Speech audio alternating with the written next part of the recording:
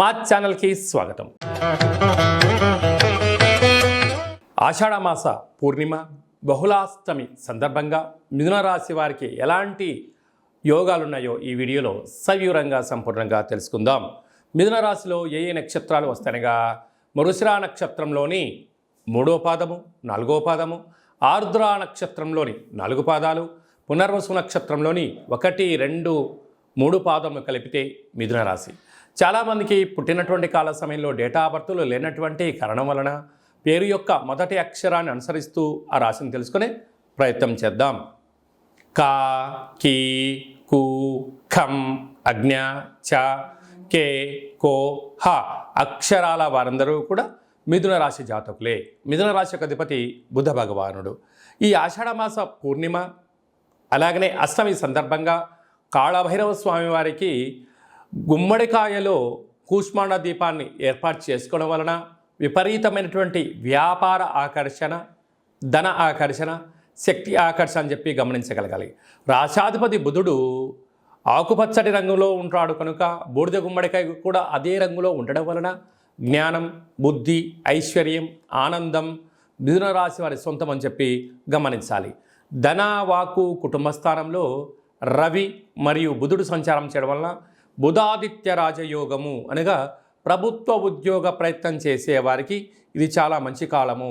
ఉద్యోగం చేస్తూ ఉండబడిన వారికి ప్రమోషన్స్, మీరు ఏ ప్రాంతానికైతే అనుకుంటున్నారో ఆ ప్రాంతానికి ట్రాన్స్ఫర్ అవ్వడంలో అద్భుతమైన విజయం మీ సొంతం కాబోతుంది. నూతన వస్త్రాలు, బంగారు ఆభరణాలు, షేర్లు, భూములు, ఇంటి స్థలాలు క్రయ విక్రయాలకు ఇది చాలా మంచి కాలము అని చెప్పి గమనించాలి.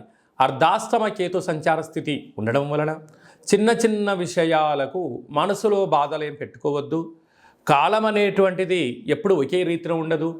ఎవరి జీవితంలో ఎప్పుడు అమావాస్య ఉండదు, ఎవరి జీవితంలో ఎప్పుడు పూర్ణిమ ఉండదు అనే 2 విషయాలను మీరు గుర్తు పెట్టుకోగలిగితే ప్రతిదానిని కూడా పాజిటివ్గా తీసుకోవడం, సక్సెస్మెంట్కు స్వాగతం పలకడానికి మిథున రాశి జాతకులు ముందు వరుసలో ఉంటారు అని చెప్పి గమనించాలి.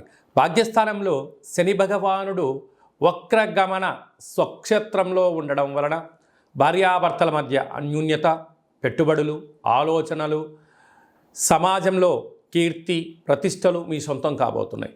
రాజ్యస్థానంలో రాహు సంచారం చేయడం వలన ప్రమోషన్స్ రావడము, వ్యాపార అభివృద్ధి, మీకు ఏదైతే ఇబ్బంది అనిపిస్తుందో వాటి సందర్భంగా తగు శిక్షణ తీసుకోవడం, ట్రైనింగ్ తీసుకోవడం, లేకుంటే వాటి గురించి బుక్స్ చదువుకోవడం వలన ఈ అడ్డంకులను, ఇబ్బందులను అధిగమించే ప్రయత్నం చేయడంలో విజయం మీ సొంతమవుతుంది. వ్యయంలో కుజ భగవానుడు సంచారం చేయడం, వ్యయంలో గురు సంచార స్థితి ఉండడం వలన వీలైనంత వరకు ఖర్చులు తగ్గించుకునే ప్రయత్నం చేయగలగాలి. అనవసరమైన ఖర్చులు, విందులు, వినోదాలు అని బంధువులని, మిత్రులని ఆర్భాటాలకు వెళ్ళారా మీ యొక్క ధనం అయిపోయిన తర్వాత మీకు ఎవరూ కూడా గొంతులో నీళ్లు పోసే నాథుడు కూడా ఉండడం చెప్పి గమనించాలి. అయితే మన పెద్దవాళ్ళు చెప్తుంటారు, దీపం ఉండగానే ఇల్లు చక్క పెట్టుకోవాలి, ధనం ఉన్నప్పుడే కాపాడుకోవాలి, విందులని, వినోదాలని, వ్యసనాలకు గురి కాకుండా చూసుకునే మానవ ప్రయత్నం మీరు చేయగలిగితే మీకన్నా అదృష్టవంతులు లేరు అని చెప్పి గమనించాలి. ఈ వీడియో మీకు నచ్చినట్టయితే లైక్ చేయండి, షేర్ చేయండి, మా ఛానల్ని సబ్స్క్రైబ్ చేసుకోండి. మేము చేస్తున్న ఆధ్యాత్మికమైన వీడియోలు అందరికన్నా ముందస్తుగా మీరు చూసుకోవాలి అన్నట్లయితే గంట సింబల్ ప్రెస్ చేయండి, పైన ఆల్ అనే బటన్ కూడా తెలియచేయండి.